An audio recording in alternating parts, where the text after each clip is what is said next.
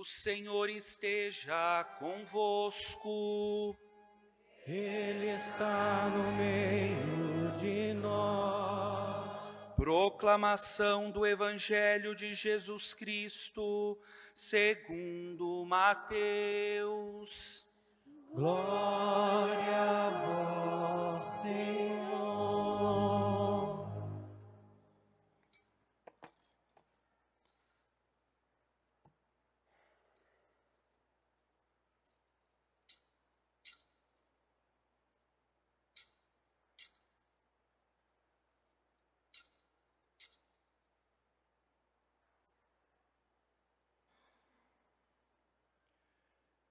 Tendo nascido Jesus na cidade de Belém, na Judéia, no tempo do rei Herodes, eis que alguns magos do Oriente chegaram a Jerusalém, perguntando: onde está o rei dos judeus, que acaba de nascer? Nós vimos a sua estrela no Oriente e viemos adorá-lo. Ao saber disso, o rei Herodes ficou perturbado, assim como toda a cidade de Jerusalém. Reunindo todos os sumos sacerdotes e os mestres da lei, perguntava-lhes onde o Messias deveria nascer. Eles responderam: em Belém, na Judéia, pois assim foi escrito pelo profeta: e tu, Belém, terra de Judá, de modo algum és a menor entre as principais cidades de Judá, porque de ti sairá um chefe, que vai ser o pastor de Israel, o meu povo. Então Herodes chamou em segredo os magos e procurou saber deles cuidadosamente quando a estrela tinha aparecido. Depois os enviou a Belém, dizendo: ide e procurai obter informações exatas sobre o menino. E quando o encontrardes, avisai-me, para que também eu vá adorá-lo. Depois que ouviram o rei, eles partiram. E a estrela que tinham visto no Oriente ia adiante deles, até parar sobre o lugar onde estava o menino. Ao verem de novo a estrela, os magos sentiram uma alegria muito grande. Quando entraram na casa, viram o menino com Maria, sua mãe. Ajoelharam-se diante dele e o adoraram. Depois abriram seus cofres e lhe ofereceram presentes: ouro, incenso e mirra. Avisados em sonho para não voltar a Herodes, retornaram para a sua terra, seguindo outro caminho. Palavra da salvação. Glória a vós, Senhor.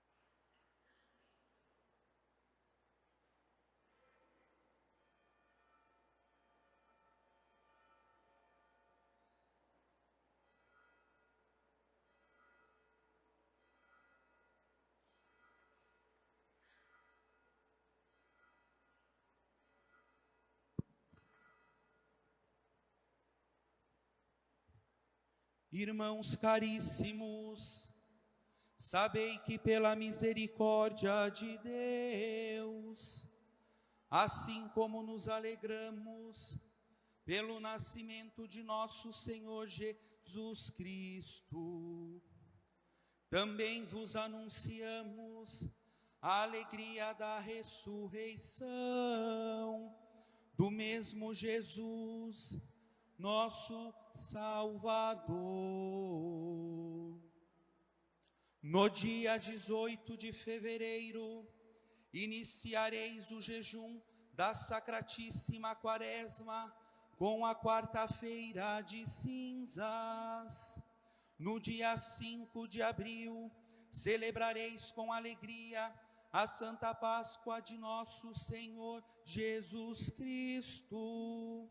No dia 17 de maio, ocorrerá a Ascensão de nosso Senhor Jesus Cristo.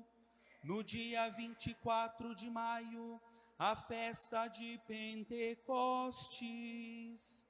No dia 4 de junho, a festa do Santíssimo Corpo e Sangue de Cristo. No dia 29 de novembro, será o primeiro domingo do Advento de nosso Senhor Jesus Cristo. A Ele louvor e glória pelos séculos dos séculos. Amém.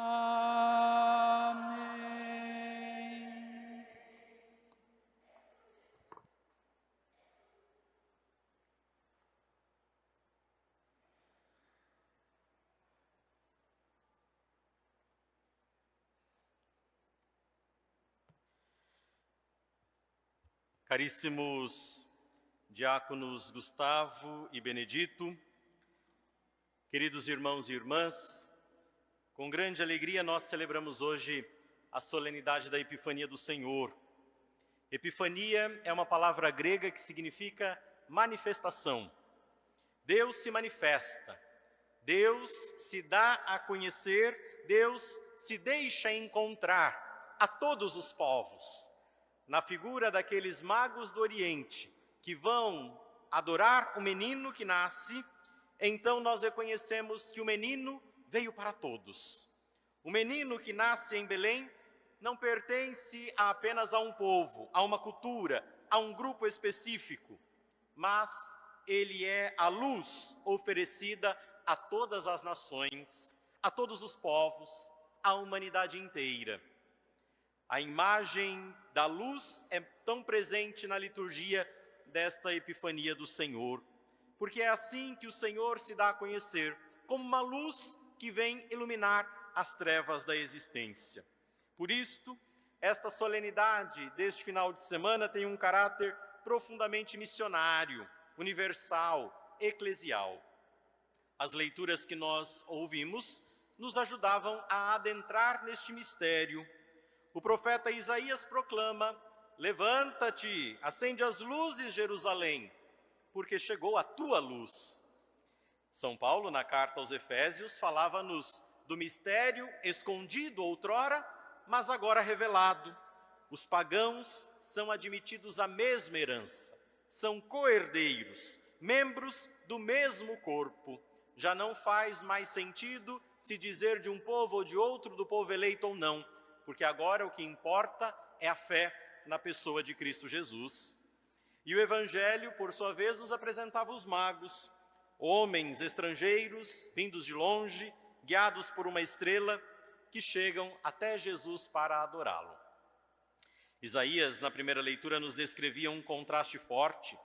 Eis que trevas cobrem a terra, e a escuridão envolve os povos, mas sobre ti aparece o Senhor. A Epifania nasce então deste contraste. O mundo conhece trevas, conhece confusão, violência, indiferença, egoísmo, fechamento. Quando nós ligamos a TV, hoje, o que nós vemos senão isto? Trevas, violência, um povo se colocando sobre o outro. Mas Deus não responde às trevas com mais trevas. Ele responde com luz. E não com uma luz agressiva ou ofuscante, mas com a luz humilde de um menino deitado numa manjedoura. Esta é a luz de Deus. E esta luz não foi acesa para formar um círculo fechado, nem para ser guardada como privilégio de poucos. O profeta é claro: as nações caminharão à tua luz.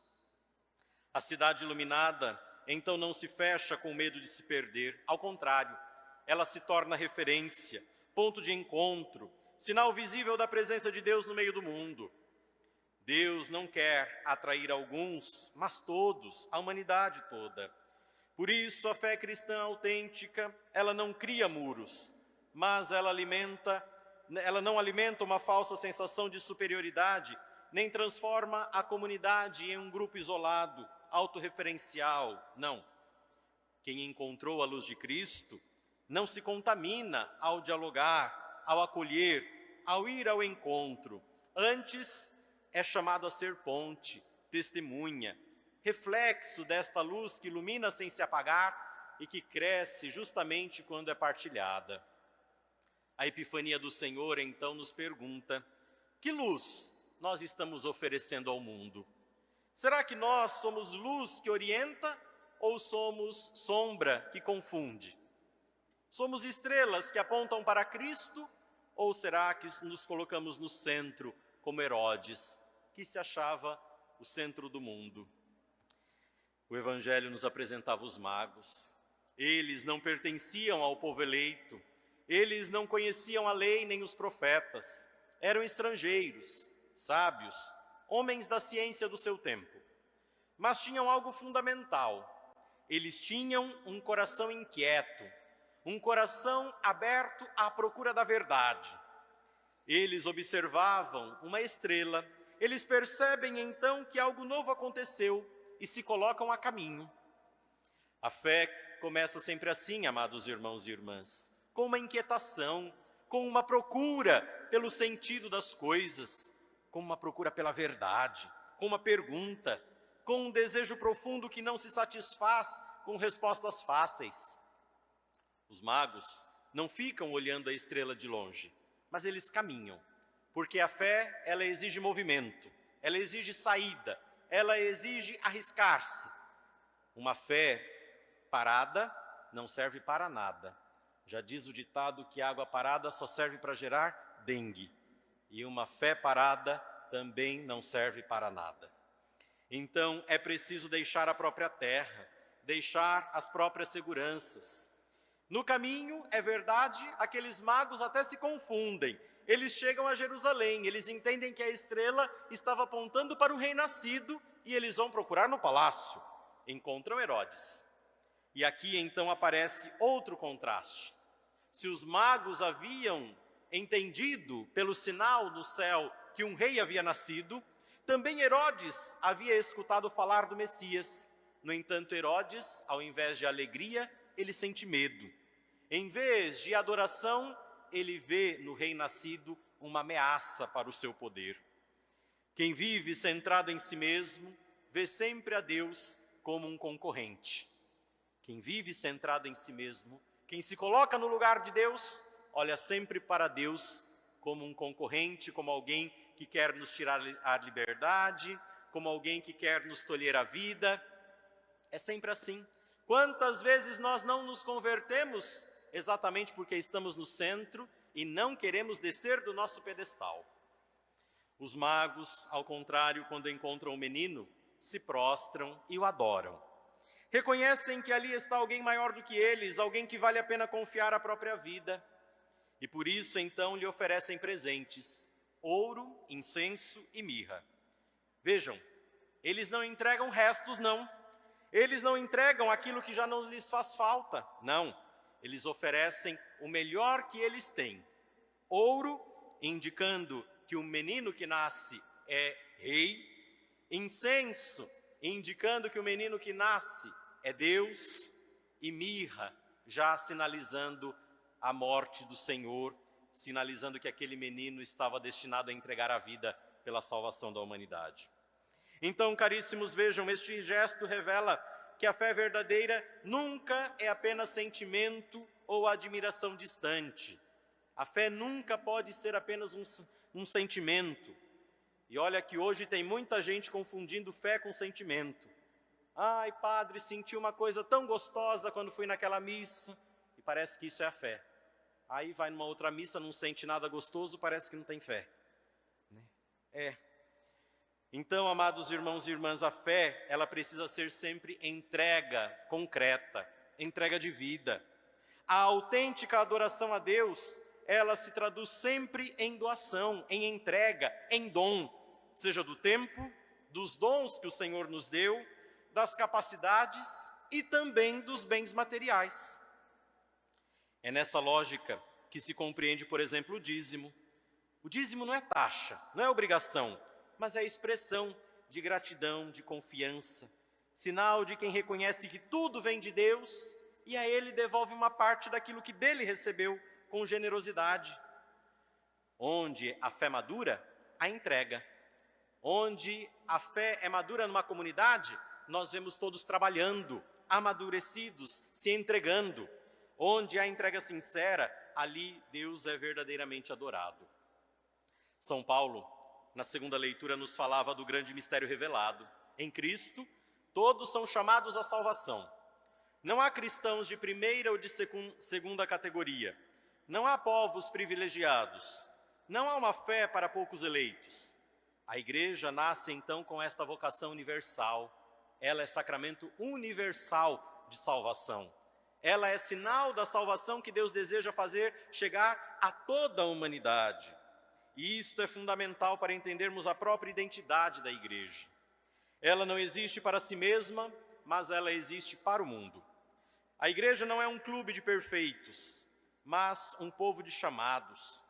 Nela não há espaço para elitismos espirituais, nem para ministérios entendidos como privilégio.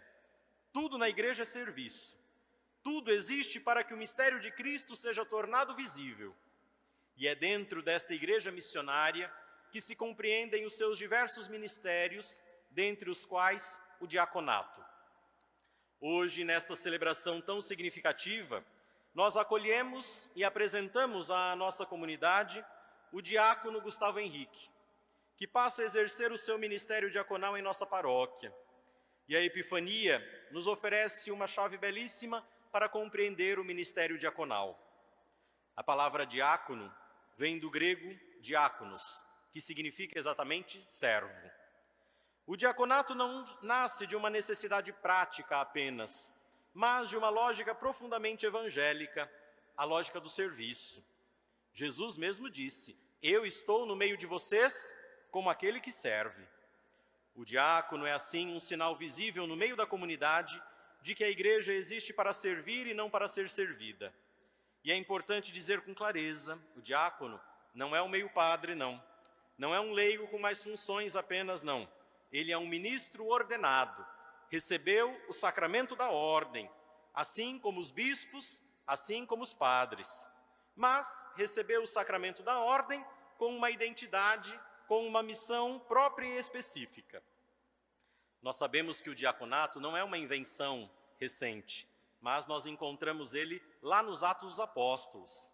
Ele nasce lá na igreja primitiva, quando surgem conflitos na comunidade por causa do atendimento aos mais necessitados, especialmente as viúvas, os órfãos.